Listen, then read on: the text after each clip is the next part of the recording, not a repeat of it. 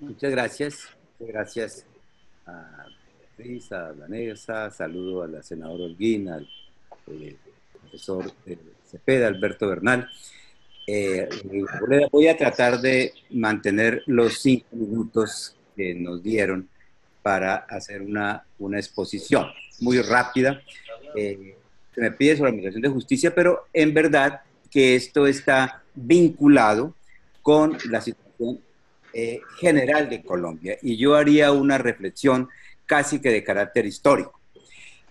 Durante la colonia se decía que Venezuela era un cuartel, Ecuador un convento y Bogotá una universidad. No sé si por eso, a diferencia de lo que ocurrió con las antiguas colonias americanas, los colombianos, pasada la independencia, nos dedicamos a hacer constituciones. Es decir, la sociedad americana se dedicó a crear las condiciones necesarias para crear nación, las condiciones de desarrollo, inclusive con la Constitución de Filadelfia, la más que bicentenaria Constitución de Filadelfia, reformada en muchas ocasiones. ¿Qué pasó en Colombia? Y que tiene que ver con lo de ahora. Que nos dedicamos todo el siglo XIX, lo que va del XX y aún el XXI, a hacer y a deshacer constituciones. En todo el siglo XIX hubo guerras civiles, todas que tenían como fundamento reformar una constitución, cambiar una constitución, suprimir una constitución, imponer una constitución. Tuvimos una que duró más o menos 100 años, que fue la constitución de 1886. Luego, por un arte muy curioso, en el año 90, con un episodio que fue equivalente a una especie de golpe de Estado institucional, mediante un mecanismo no contemplado entonces, se impuso la Constitución del 91, que lleva apenas 29 años y en 29 años ha sido reformada más de 50 veces. Me parece que aquí hay mucho de las causas de la inestabilidad de Colombia. ¿Por qué? Porque no hay seguridad jurídica y un país no tiene seguridad jurídica cuando no la hay en su propia constitución. Y ni qué decir la proliferación de leyes.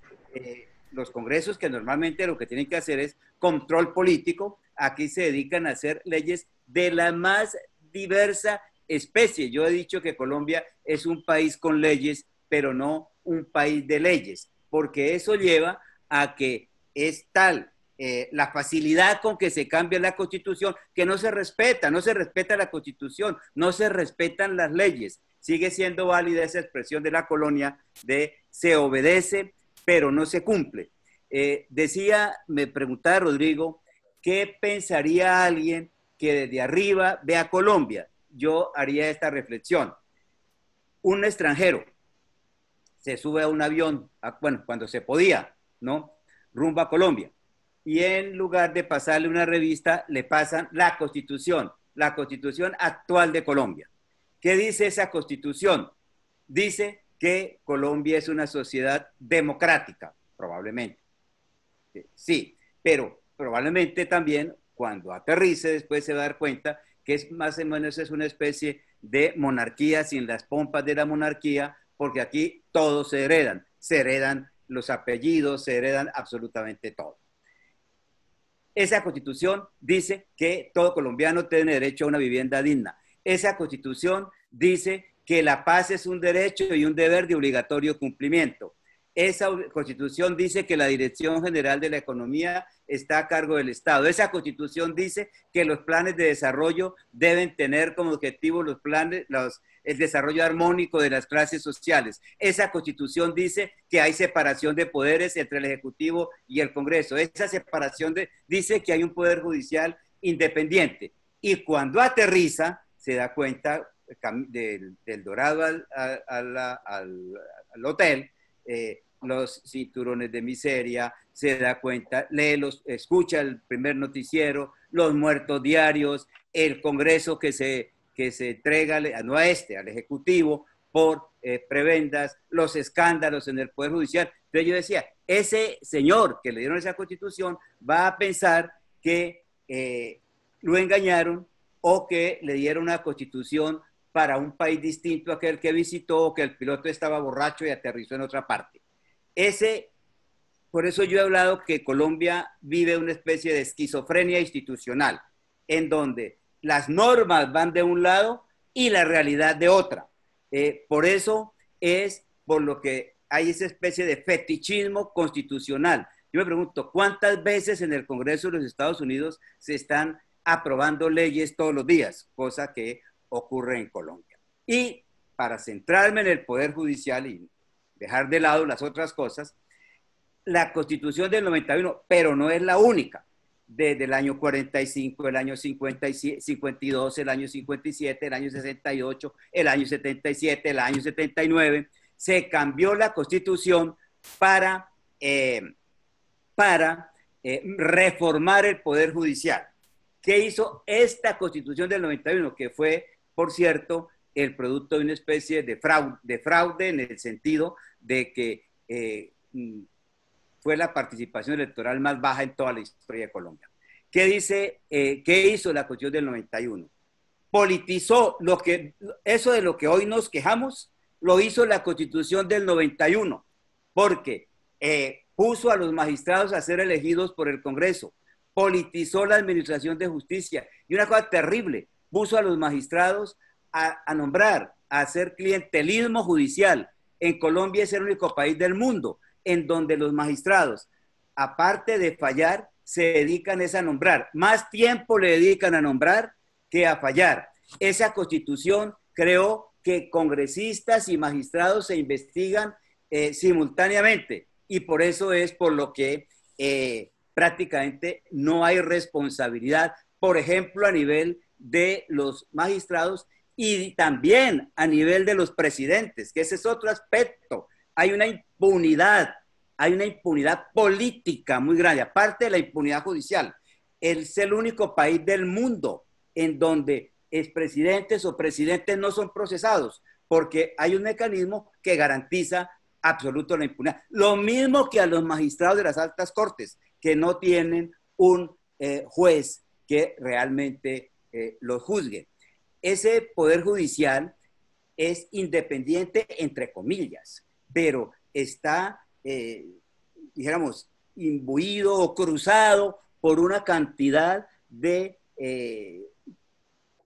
canales que llevan a que esa independencia no se dé. Lo mismo pasa con la independencia del Congreso, es decir, hace muchos años, y el profesor Cepeda lo sabe, en Francia se decía que una sociedad en donde no estén garantizados los derechos fundamentales y la separación de poderes carece de constitución. Nosotros tenemos una separación de poderes, pero de mentiras.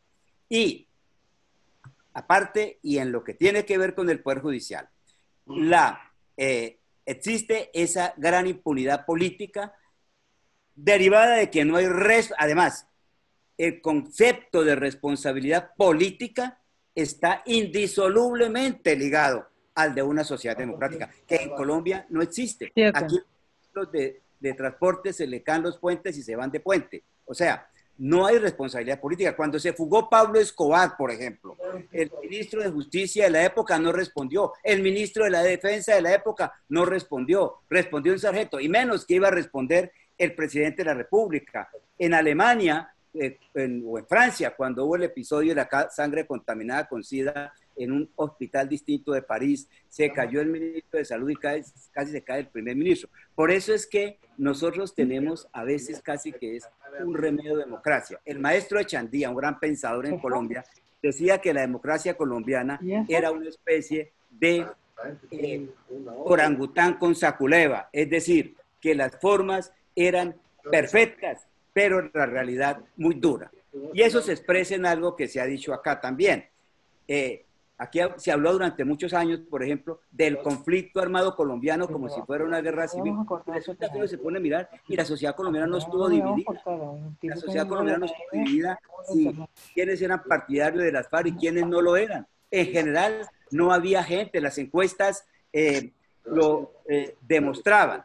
Entonces, de otro lado, que fue otro de los errores de la Constitución del 91, que fue facilitar que se acabaran los partidos políticos. Una sociedad que no tenga partidos políticos no tiene canales democráticos. Creamos además, en el tema judicial creamos toda una serie de supercortes que es difícil que en el exterior se entienda la cantidad de cortes que tenemos en Colombia. Además, cuando yo viajaba al exterior, era difícil explicar que había sido procurador general, pero que además era fiscal general, pero que además existía Ministerio de Justicia, pero que además existía Defensor del Pueblo. Entonces, crearon una cantidad de organismos, y aquí llaman las CIAs, Contraloría, Procuraduría, que lo que sirven más es como un remedio de control que como un control de verdad. Ahora, el profesor Cepeda hablaba de un excontralor que al salirse decía que la corrupción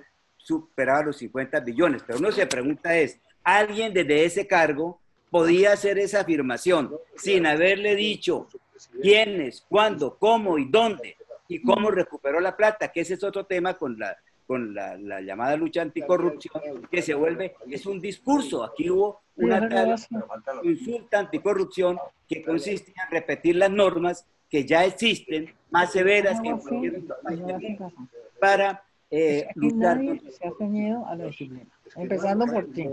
Aquí se impuso el sistema penal acusatorio, pero se impuso de mala manera, hasta el punto, no, Carlos, el principio general de este sistema es que la persona vaya en libertad. Y mire lo que está pasando ahorita con el presidente Uribe. Cuando existían 9 opciones, se escogió justamente la detención domiciliaria, que era absolutamente necesaria, pero eso es válido también para otros colombianos. La justicia, entonces, está clientelizada a los más altos niveles. Hay un cruce de favores clientelistas entre las distintas cortes, cruce de favores de todo orden. Y ahí opera también la lentitud, ahí también opera ese intercambio. Y probablemente, y de ahí para abajo, pues sí, la lentitud, la justicia que no funciona, a pesar de que si uno aplica los códigos penales, los códigos todos, los códigos penales, los códigos vigentes, perdón, ningún proceso debería durar más de 2 años, que eso es otra parte de la esquizofrenia en Colombia, en donde las normas están, pero no se cumplen. Un mecanismo, por ejemplo, como la tutela, ha servido para que un juez penal le diga a un ministro cómo debe hacer un puente, o lo que alguien mencionaba, para que un tribunal le diga a un presidente que no puede conceder un crédito.